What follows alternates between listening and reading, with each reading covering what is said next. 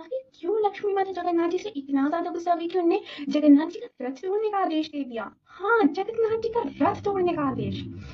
तो फिर hello and Radhe Krishna everyone and happy Hira Panchami. हाँ, तो आज हीरा पंचमी है और जैसे कि मैंने आप लोगों से कहा था कि मैं बताऊंगी नेक्स्ट वीडियो में कि लक्ष्मी माता जगन्नाथ जी से क्यों गुस्सा हुई और उन्हें क्यों जगन्नाथ जी का रथ तोड़ने का आदेश दिया। तो ये जो स्टोरी है ये हीरा पंचमी से लिंक है।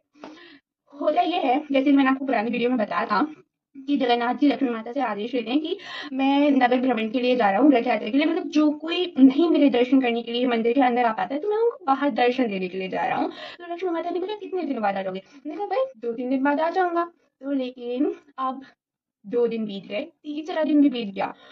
फिर लक्ष्मी माता ने अपने सेवकों से पूछा क्या जगन्नाथ जी आए? क्या उनका कोई संदेश आया? लेकिन चौथे दिन भी ना जगन्नाथ जी आए ना उनका कोई संदेश।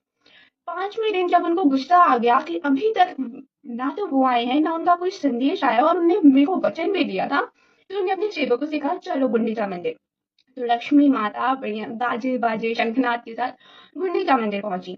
वहां जगन्नाथ जी के सेवकों ने देखा कि अरे लक्ष्मी माता आई है और वो भी इतनी क्रोधित। तो फिर उन्होंने जाके जगन्नाथ जी को बताया कि जगन्नाथ जी लक्ष्मी माता आई है लेकिन वो अत्यंत क्रोधित है।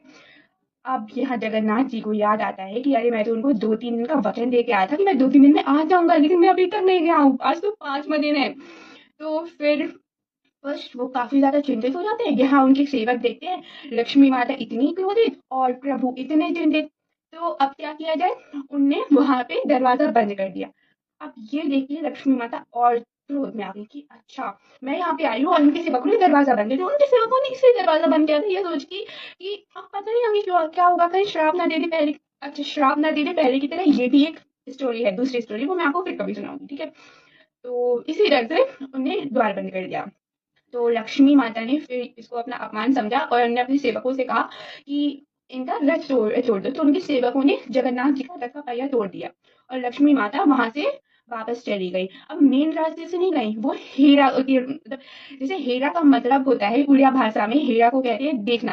तो जो पंचमी हीरा पंचमी है वो इसी के कारण इसका नाम हीरा पंचमी पड़ा, क्योंकि लक्ष्मी माता जगन्नाथ जी को 5th डे 5वें दिन देखने के लिए आती है। ठीक है, तो अब जगन्नाथ जी ने कहा लक्ष्मी माता भी गुस्सा है, अब तो जाना पड़ेगा। तो 6th डे 7th डे वहां पे क्या होता है? अच्छा कुछ लोगों को ये लगता है कि रथ यात्रा केवल एक दिन चलती है। नहीं नहीं, रथ यात्रा केवल एक दिन की नहीं होती है, रथ यात्रा 12 दिन चलती है। हाँ, तो 7 दिन वहाँ पहले दिन पूरा नगर भ्रमण करते हैं, ठीक है?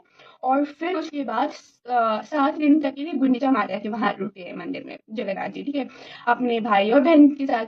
और अब क्या होता है 7वें दिन वहाँ पे उनका संध्या आरती दर्शन होता है, ठीक है? 7वें दिन संध्या आरती दर्शन हुआ और 8वें दिन उनका रथ सज्ज कर दिया जाता है। पश्चिम की तरफ मुख करके रख दिया जाता है लौटने के लिए। 8वें दिन वो आई मीन 9th डे वो लौटने के लिए आ जाते हैं, लौट जाते मतलब वापस से श्री महल आने के लिए सज्ज हो जाते हैं। अब जब वो आ रहे थे तो रास्ते में सुभद्रा जी और बलदेव जी ये लोग तो श्री महल तक आ जाते हैं, लेकिन जगन्नाथ जी राजा गजराज के महल में ही रुक जाते हैं उनके सामने, वहां पे क्योंकि लक्ष्मी जी रहती है उनसे मिलने के लिए। तो अब लक्ष्मी माता के सेवक उनको संदेश देते हैं कि माता जगन्नाथ जी आए हैं यहाँ पे। अब 10th day finally Jagannath ji Lakshmi माता से मिलने आए।